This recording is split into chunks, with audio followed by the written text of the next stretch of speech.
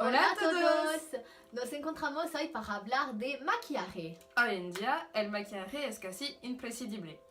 Su uso pone de relieve nuestras culturas, aficiones o una pertenencia a un grupo. Los usamos de manera graciosa para el carnaval o de manera más formal para el trabajo, por ejemplo. Pero, ¿de dónde viene? 3000 años antes de Jesús, los egipcios ya conocen el maquillaje. Por ejemplo, lápiz labial, pintura de la cara con yeso, tiza o cerucid para blanquear la piel. Los ojos y las cejas destacados con negro, mejillas rosada con sombras rojas. Otros pigmentos también se utilizan en las sombras. Las sombras verdes y negras son representadas en los rituales utilizados para limpiar el rostro de Dios y permitir ver con el ojo de Horus. Usaban muchos pigmentos para proteger contra posibles infecciones oculares también. Las sombras negras se basan principalmente en el plomo, a veces a partir de compuestos de óxido de manganeso, negro de carbono y compuestos de antimonio. En la base de la mayoría de maquillaje negro, la galena terreno natural, que es el principal mineral del plomo. Especialmente para el rímel, las egipcias aplicaban sobre las estelas una mezcla de grasa animal y antimonio. El antimonio es una roca con reflejo azules que es triturada y aplastada en un polvo para extraerse el color. El rímel podría proteger los ojos de la fuerte luz del sol y los rayos reflejados por la arena del desierto. Las caravanas que transportan las especias y la seda a Europa introdujeron los cosméticos y el maquillaje a Grecia y al Imperio Romano. El col se sustituía a veces con una sombra de base de azafrán, de antimonio, de corcho quemado, de orín o de cenizas.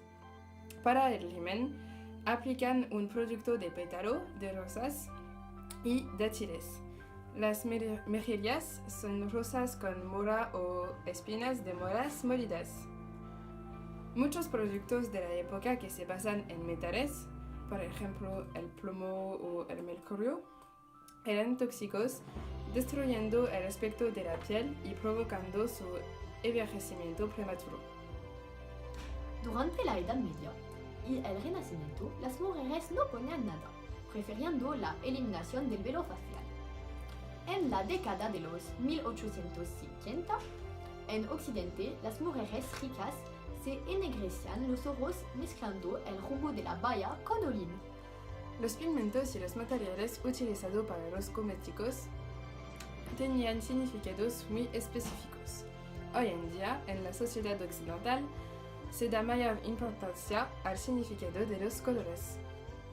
Por ejemplo, en el oeste, el color asociado con el luto es negro, mientras que en la India, en África del Norte o para Islam, que es de color blanco.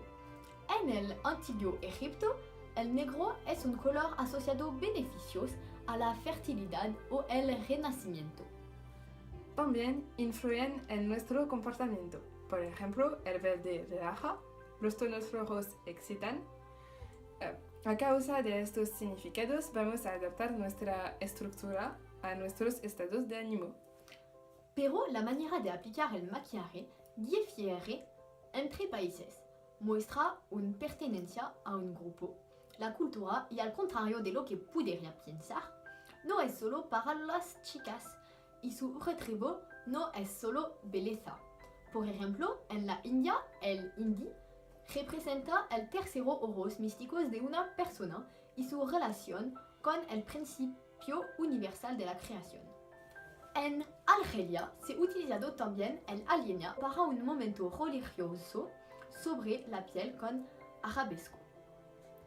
Por lo tanto, el maquillaje refleja nuestra forma de pensar, nuestra cultura, nuestro tiempo. Es mestizo gracias a su uso, sus significados y su fabricación. Estos productos han evolucionado con el tiempo y pensamos que podemos decir que es ahora uno de los productos más utilizados en el mundo y más representativo de nuestro tiempo. Gracias por ver el video.